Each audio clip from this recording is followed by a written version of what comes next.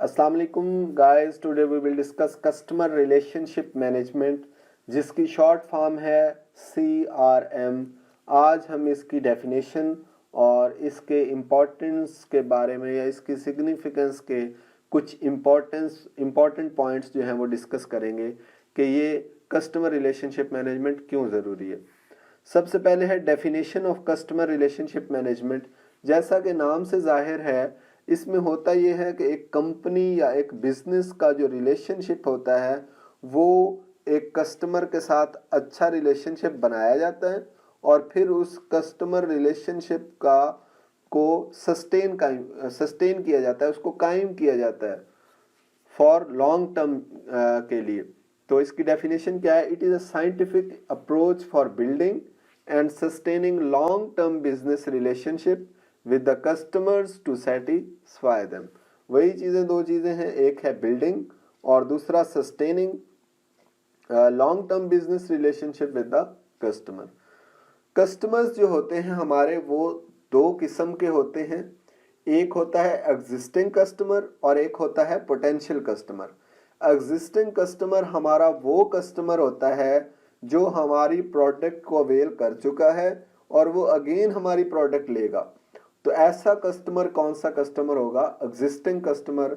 और एक ऐसा कस्टमर जिसने अभी हमारे प्रोडक्ट को नहीं लिया लेकिन वो हमारी एडवर्टाइजमेंट देख के, हमारे सेल्स प्रमोशन को देख के वो हमारे प्रोडक्ट को ले सकता है।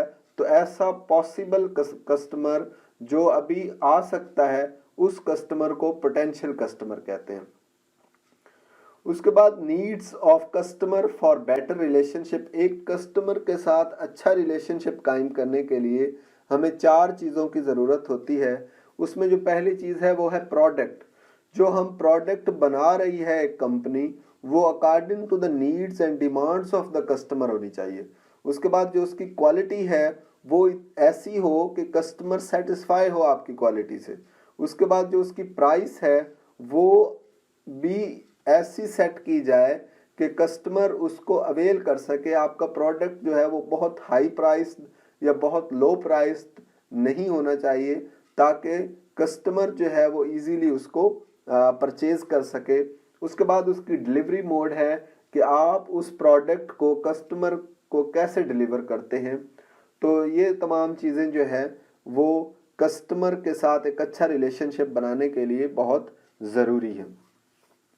तो ये थी डेफिनेशन और फिर उसके अंदर हमने थोड़ी सी डिस्कशन की कि दो किस्म के कस्टमर्स होते हैं, एग्जिस्टिंग और पोटेंशियल। और एक अच्छा रिलेशनशिप बनाने के लिए चार पॉइंट ज़रूरी हैं: product, price, quality and delivery.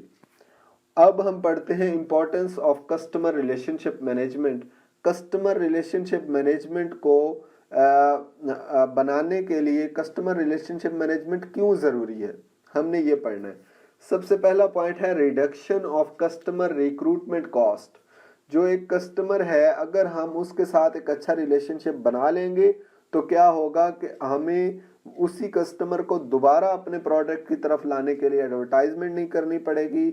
उसको दोबारा से अट्रैक्ट करने के लिए जो प्रोसेस है, उसको हमारी जो कॉस्ट है उस पर लगती है वो हमारी कम हो जाएगी। हमारा रिलेशनशिप जब एक कस्टमर के साथ अच्छा हो जाएगा। It has to reduce the cost invested to capture the customers as a good relationship with the customer, convince the customers needs.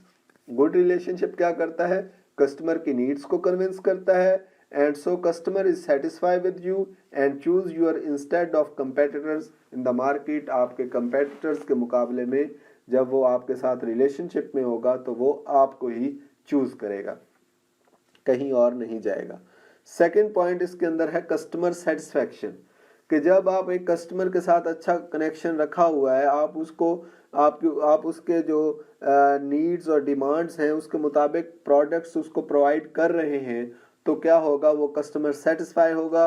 और एक कस्टमर की सेटिस्फैक्शन जो है वो एक ऑर्गेनाइजेशन पर बहुत अच्छा असर डालती है। उससे क्या होगा कि वो आपके प्रोडक्ट को और भी लोगों के साथ जो है वो रिकमेंड करेगा और आपकी सेल्स भी बढ़ेंगी। Providing the maintaining a good product and remaining in contact with the customers to get feedback to improve products results in a good relationship एक अच्छा relationship with your customer and he become satisfied. उसके बाद third point है जो कि importance of customer relationship management का है, वो है generation of more and more loyal customer. इससे क्या होगा कि जब आप एक कस्टमर के साथ अच्छा रिलेशनशिप कायम करेंगे तो आपके ज़्यादा से ज़्यादा लॉयल कस्टमर्स बनते जाएंगे, क्योंकि वो और लोगों के साथ भी आपका प्रोडक्ट रिकमेंड करेगा, उनको भी कहेगा कि आप मैं ये प्रोडक्ट इस्तेमाल कर रहा हूँ तो आप लोग भी करें, बहुत अच्छी क्वालिटी है, बहुत अच्छा प्रोडक्ट है, बहुत अच्छी जो है वो इसकी प्राइस है और डिलीवरी भी बहुत अच्छी है। वो आपकी जो है वो वही वाले 4 पॉइंट्स आपने माइंड में रखने हैं। Creating good relationship with your customer to satisfy him will cause him to become loyal to your product। वो आपके प्रोडक्ट से लॉयल बन जाएगा जब आप सेटिस्फाई कर देंगे। Your existing customer will recommend your product to some new customers and so sales are boosted। और इस तरह सेल्स जो है वो बढ़ेंगी और आपके जो ऑर्गेनाइजेशन या आपका जो बिजनेस है उसको फायदा ही फायदा होता चला जाएगा। उसके बाद चौथा पॉइंट जो है वो है इंक्रीज्ड सेल्स। जब आपका एक कस्टमर के साथ अच्छा रिलेशनशिप होगा तो वो कंपेटिटर के मुकाबले में आपकी ही चीज़ों को लेगा, ना कि वो किसी और के पास जाएगा। जब आपका उसके साथ एक अच्छा रिलेशनशिप आपने कायम कर लिया, more loyal customers will recommend your product to other and so more sales will be created।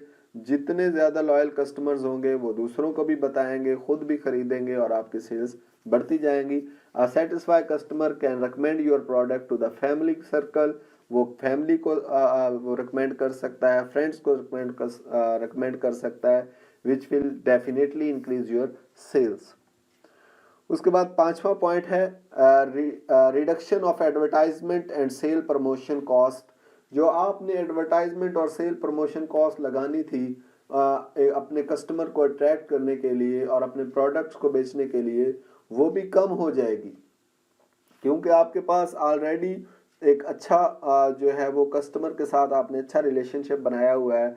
आपके पास जो भी प्रोडक्ट आता है आप उसके साथ उसको पर्सनल मैसेज करके या ईमेल करके आप उसको इन्फॉर्म कर सकते हैं अपने विंटर प्रोडक्ट्स या जैसे कि जो है वो समर प्रोडक्ट्स होती हैं, कुछ विंटर प्रोडक्ट्स होती हैं, तो जैसे क्लॉथ्स होते हैं, तो आप उसको पर्सनली आपके साथ उसका अच्छा रिलेशनशिप होगा तो आप उसको पर्सनली भी रिकमेंड कर सकते हैं, उसको बता सकते हैं। जैसे फिर क्या होगा कि आपके एडवर्टाइजमेंट कॉस्ट और सेल्स प्रमोशन कॉस्ट जो है वो कम हो जाएगी।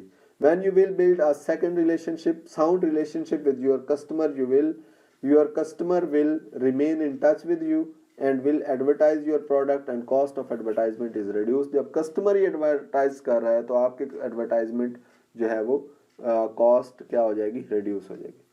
When you are in contact with your existing customer, you can let him know about your new arrival directly contacting with him। आप उसको contact करके अपने जो है वो न्यू अराइवल का उसको बता सकते हैं। उसके बाद छठा पॉइंट है easy introduction of new product. जब भी आपका एक कस्टमर के साथ अच्छा रिलेशनशिप है और वो आपके एग्जिस्टिंग प्रोडक्ट के साथ बहुत सेटिस्फाई है, जब भी आप कोई नया प्रोडक्ट लॉन्च करेंगे तो वो उस नए प्रोडक्ट की जो इमेज है उस कस्टमर के माइंड में वो वही होगी जो एग्जिस्टिंग प्रोडक्ट की इमेज, उसकी क्वालिटी थी, उसकी प्राइस थी, उसकी जो प्रोडक्ट था, डिलीवरी मोड था, वो उसका जो वो इमेज बना हुआ होगा वो नए प्रोडक्ट के बारे में भी वही होगा। और इस तरह आप नया प्रोडक्ट इजीली लॉन्च कर सकते हैं और उस पे भी सेल्स जो है या कस्टमर को अट्रैक्ट कर सकते हैं। With the help of CRM, you can easily launch a new product as per the needs of your customer as you are connected with him। If you launched a new product, you can sell it to your existing customers by recommending him and gain his interest as he is already satisfied with your products। उसके बाद हम ये जो important points थे इनको revise करते हैं। सबसे पहला पॉइंट था reduction of customer recruitment cost. Customer को दोबारा लाना, बार बार अगर वो कहीं और कंपेटिटर्स के पास चला जाता है, अगर आप उसको सेटिस्फाई कर देंगे, उसके साथ अच्छा रिलेशनशिप बन जाएगा आपका, तो वो कहीं और नहीं जाएगा। तो इस तरह क्या होगी, रिडक्शन हो जाएगी रिक्रूटमेंट कॉस्ट की। उसके बाद कस्टमर सेटिस्फाइड होगा, आपकी सेल्स इंक्रीज होंगी। तीसरा point, generation of more and more loyal customer, जितने लॉयल कस्टमर बढ़ते जाएंगे आपकी जो है वो फ़ायदा किसको होगा, आपकी कंपनी को फ़ायदा होगा। और इस तरह इंक्रीज्ड सेल्स चौथा पॉइंट था कि आपकी जो कंपनी है उसकी सेल्स जो है वो इंक्रीज होंगी, किससे, कस्टमर रिलेशनशिप मैनेजमेंट से।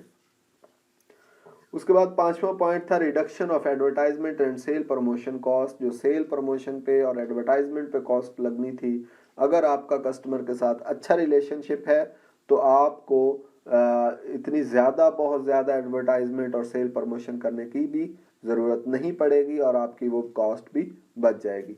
उसके बाद easy introduction of new product, जो नया प्रोडक्ट आप लॉन्च करेंगे वो एग्जिस्टिंग प्रोडक्ट का जो इमेज कस्टमर के माइंड में बना हुआ है वो नए प्रोडक्ट की तरफ भी मूव करेगा कि इसकी क्वालिटी और उसकी क्वालिटी क्योंकि अच्छी थी तो इसकी भी अच्छी होगी।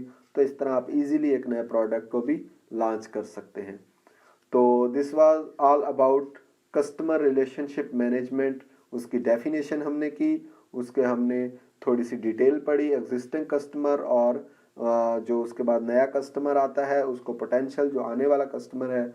उसके बाद हमने एक रिलेशनशिप बनाने के लिए जो चार चीज़ें हैं इम्पॉर्टेंट, प्रोडक्ट, प्राइस, क्वालिटी और डिलीवरी, ये चार चीज़ों को हमने देखा और फिर इसकी इम्पोर्टेंस देखी, जिसके अंदर ये हमने छः पॉइंट जो हैं उनको डिस्कस किया।